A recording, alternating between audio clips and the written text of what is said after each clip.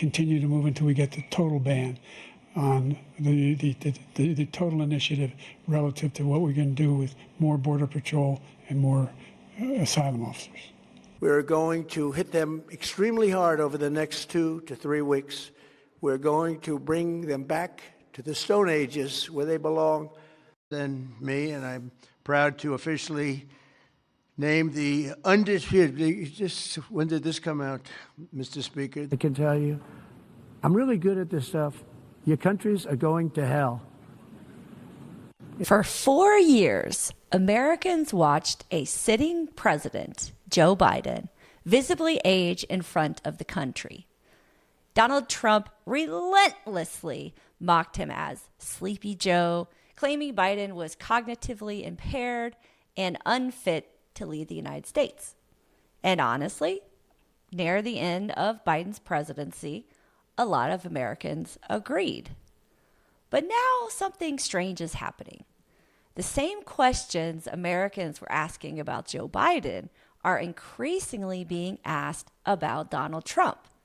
Not by Democrats, not just by social media, but by doctors, neurologists, psychiatrists, journalists, and ordinary Americans watching the President of the United States speak. The type of dementia that he probably has is frontotemporal dementia. So the frontal lobes are really deteriorating. And what's scary about that, if he had Alzheimer's, the memory component would be what was more front and center.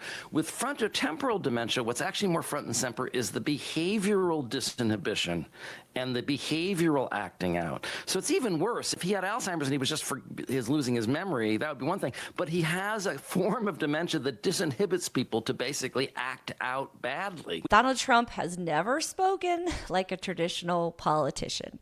His speaking style has always been stream of consciousness, kind of rambling, improvisational, and that's part of his personality. But during his second term, many people believe that something has changed. The slurring, the bizarre tangents, the late night social media posting, the physical deterioration, bruising, swelling, the repeated references to cognitive tests that sound suspiciously similar to basic dementia screenings.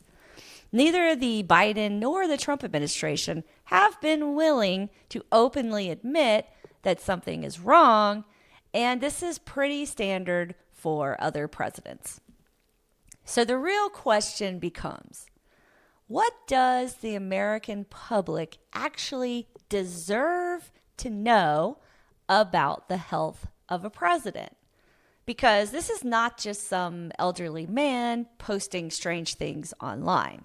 This is the commander-in-chief of the United States military, a man with nuclear authority, a man capable of launching wars, reshaping the global economy, or making decisions that affect billions of people worldwide. And if Donald Trump truly is declining cognitively, who actually has the power to stop it? Considering all of this, does the President of the United States owe American citizens total transparency with his health status? I'm Darisse Smith, an independent journalist. This is the journalism of everything.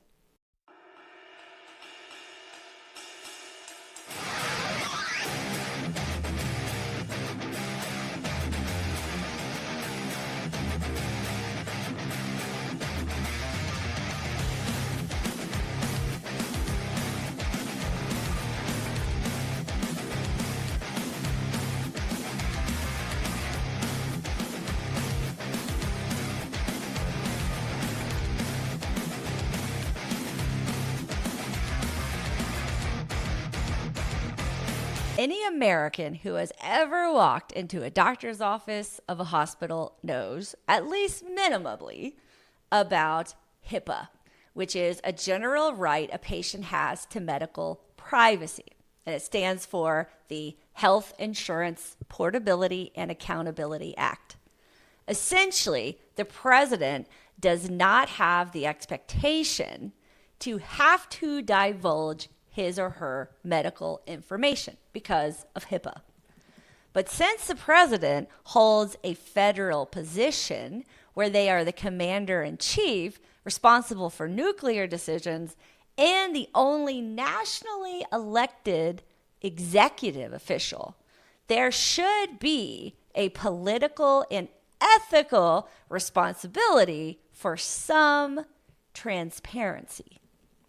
While the Constitution does not explicitly talk about a president's responsibility to disclose, for example, if they are in cognitive decline, the 25th Amendment does give the vice president, the cabinet, and the Congress the right to declare the president unfit for the duties of the office, which suggests that they have some right to the president's medical information. Donald Trump has been in his second term for 16 months, yet has had at least 4 publicly disclosed, quote, annual exams. He had one April 11th, 2025, which was his first annual physical of his second term, and that is standard at the beginning of a presidency. He had one July 2025, which was a follow-up medical evaluation after leg swelling was publicly noticed. In October 2025, a routine checkup, which we know involved a CT scan. And May 26, 2026, which was the day after Memorial Day, which was a medical and dental assessment at Walter Reed. If you spend any time on social media, there is a lot of speculations from both just regular American citizens and medical professionals alike that are basically speculating on what could be going on with Trump. Certainly, all of the swelling in his legs and bruises on his hands have brought up the debate that he might have heart disease, and there have been times that he has been walking, dragging his feet or dragging his leg that have brought up concerns that he has had a recent stroke. What concerns people the most, though, is his cognitive decline. I have been down the rabbit hole on this, and most neurologists or psychiatrists believe he is suffering not from Alzheimer's, which is actually what his father died from, but a form of frontotemporal dementia. Here's the President of the United States displaying classic frontotemporal dementia, that forward-leaning posture that he seems to have had for several years now. I'm a physical therapist with a doctorate in my field and 14 years experience working in home health care, treating geriatric patients with dementia, just like this guy. Here's another more clear example. You see the example figure up top, and then Trump during a press conference. I mean, it's basically identical. And this leaning forward posture actually differentiates frontotemporal dementia from Alzheimer's. Alzheimer's involves basically forgetting, while FTD includes confabulation, where the holes in your memory, you fill them in with lies that you make up and that you 100% believe. This explains why Trump always seems 100% confident, even though he's a fucking liar. Many of you have been asking me, what is the cause of expiration for somebody with frontotemporal dementia? And the answer is pneumonia, related to aspirating food. Because over time, as the frontal and temporal lobes atrophy, you lose the ability to effectively swallow, and then you aspirate food and develop pneumonia. I've said it before and I'll say it again.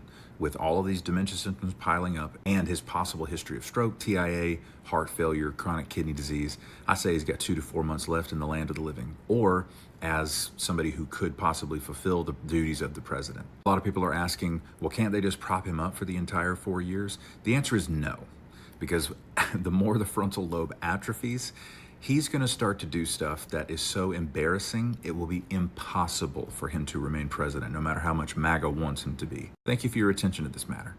So, frontotemporal dementia, or FTD, is a group of brain disorders caused by progressive damage to the frontal and temporal lobes of the brain.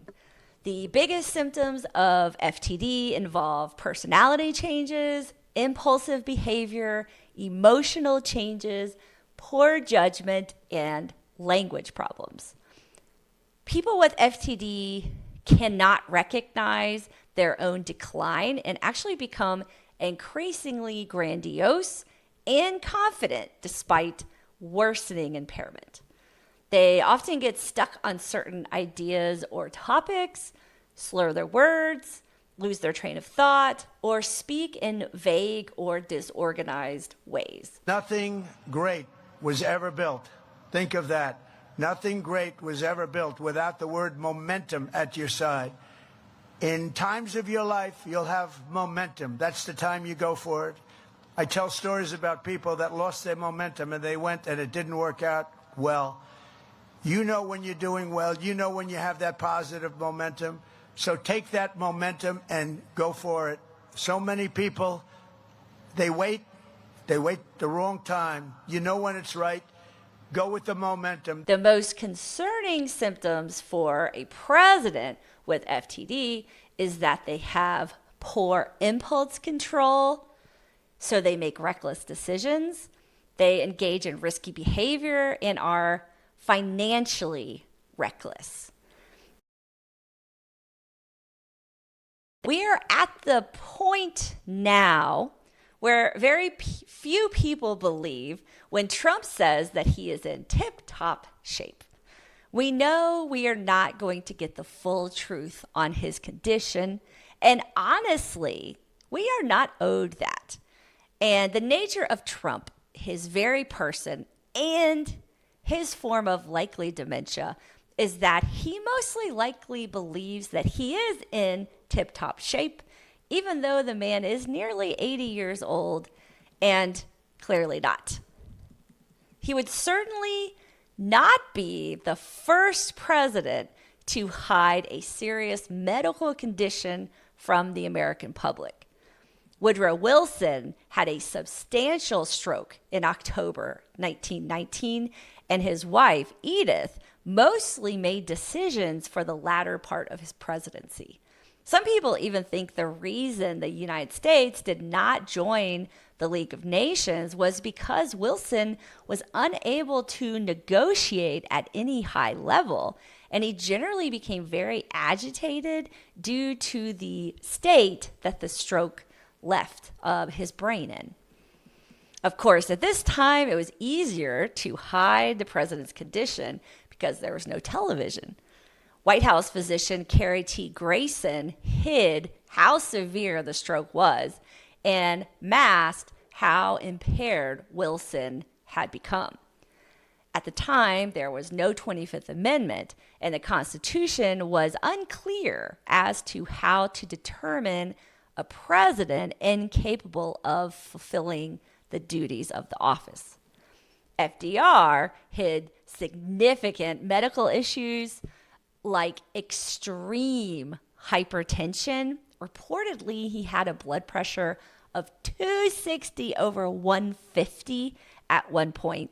He had congestive heart failure, an enlarged heart, and advanced cardiovascular disease before being elected into his fourth term.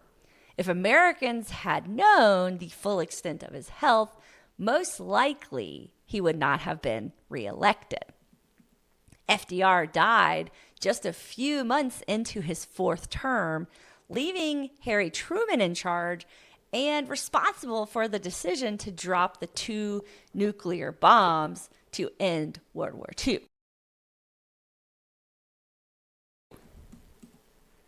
There are 2 legal cases that can be logically interpreted to provide some insight on a president's right to medical privacy or not.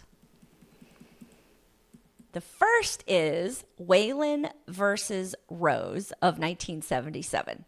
This case went in front of the Supreme Court, and basically the New York State Legislature wanted to create a state prescription drug monitoring system that required doctors to document the information of people they thought were at risk for abusing addictive drugs. Of course, many patients objected because they believed the collection of their information at the state level was a violation of privacy. The Supreme Court ultimately decided that since there was a reasonable expectation that the data would be protected and only used for the purpose, the monitoring program was allowed. This still ensured somewhat a patient's right to privacy, but also acknowledged that there was a governmental reason for this information, in this case, to curb prescription drug abuse.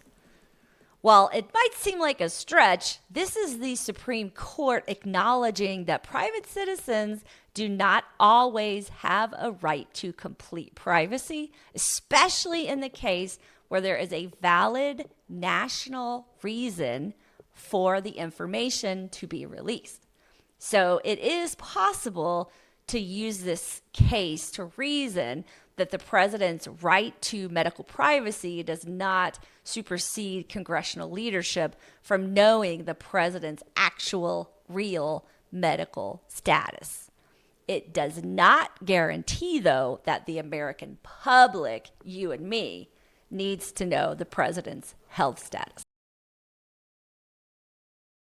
The second legal case that applies is the United States versus Nixon, which happened during the Watergate scandal and investigation.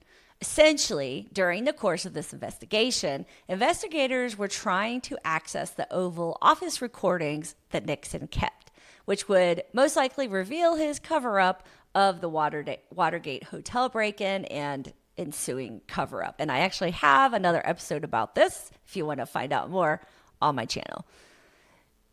Now, Nixon was citing executive privilege, stating that he has the right to keep confidential records that he didn't have to publicly disclose, even under a subpoena. The Supreme Court unanimously claimed that the president was not above the law and that he had to hand over the tapes for this criminal case.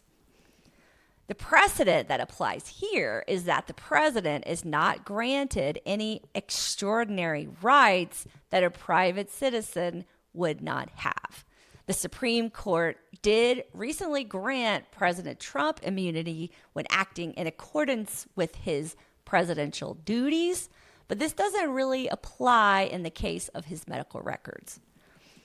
President Trump really doesn't owe American citizens his real medical records. But if the many social media experts are correct and he does have FTD, he will continue to do very disinhibited things and will likely embarrass himself and the country just more and more. There will be a point where his mental status will be undeniable. If he had Alzheimer's and he was just losing his memory, that would be one thing. But he has a form of dementia that disinhibits people to basically act out badly. Can you explain to us, I understand the process of dementia isn't linear, but as a doctor, when you look at someone's symptoms, what should we be looking for to check that we shouldn't urge someone to invoke the 25th Amendment? There's a lot of variability when people are in the decline of dementia. They have good days and bad days. They have days when they'll recognize a relative and days when they won't recognize a relative. We talked about him not recognizing Hakeem Jeffries, who's someone he actually knows well. But the fact that he could have moments where he doesn't even recognize Hakeem Jeffries shows that we really are at a serious level of deterioration. The type of dementia that he probably has is frontotemporal dementia. So the frontal lobes are really deteriorating. And what's scary about that, if he had Alzheimer's, the memory component would be what was more front and center. With frontotemporal dementia, what's actually more front and center is the behavioral disinhibition and the behavioral acting out. So it's even worse. If he had Alzheimer's and he was just losing his memory, that would be one thing. But he has a form of dementia that disinhibits people to basically act out badly. We have this person who has virtually absolute power and no guardrails, who in a demented state is impulsively being driven to act out in these paranoid and destructive and crazy ways. The question is, will J.D. Vance and Trump's loaded, loyal cabinet and Congress actually have the guts to invoke the 25th Amendment? Because really, it is up to them to determine whether or not Trump is mentally fit to remain president, even if the speculation online is wild and rampant at the moment. At the end of the day, this conversation is bigger than Donald Trump, because eventually every president ages. Every president becomes physically vulnerable, and every administration, Republican or Democrat, has an incentive to hide weakness from the public. They don't want to give away power, right? And that's the real pattern throughout American history. Woodrow Wilson's stroke was hidden. FDR's heart disease, hidden. Kennedy had a lot of illnesses and chronic pain. Those were all hidden.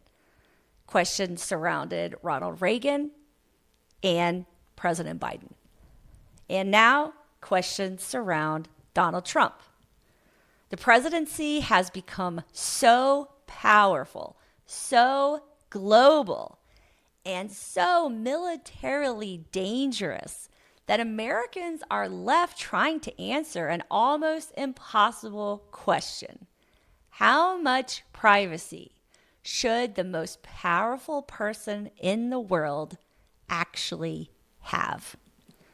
Because on one hand, the president is still a human being. He's a patient, a father, a grandfather, someone protected by the same medical privacy laws the rest of us have. But on the other hand, the president is not a normal citizen.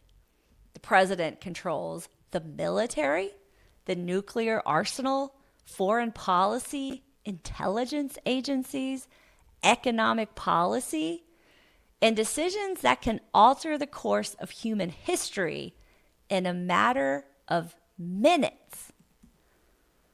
And that means that cognitive decline is not merely personal. It becomes governmental, constitutional, global.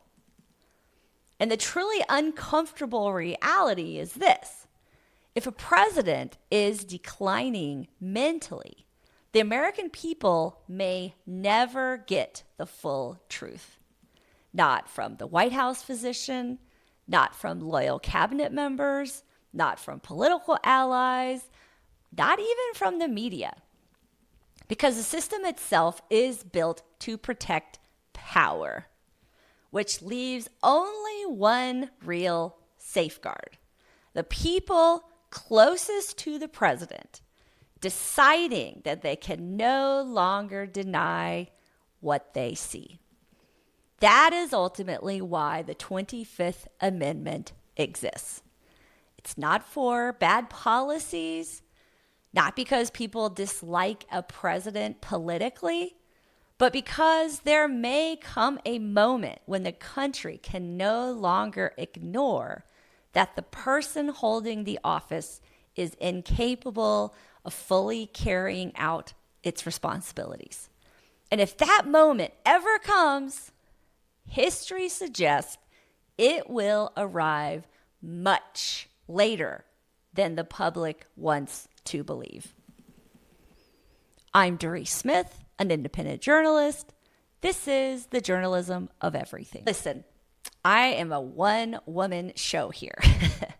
Everything, brainstorming ideas, all of the research, writing the script, filming and editing is done by me and me alone.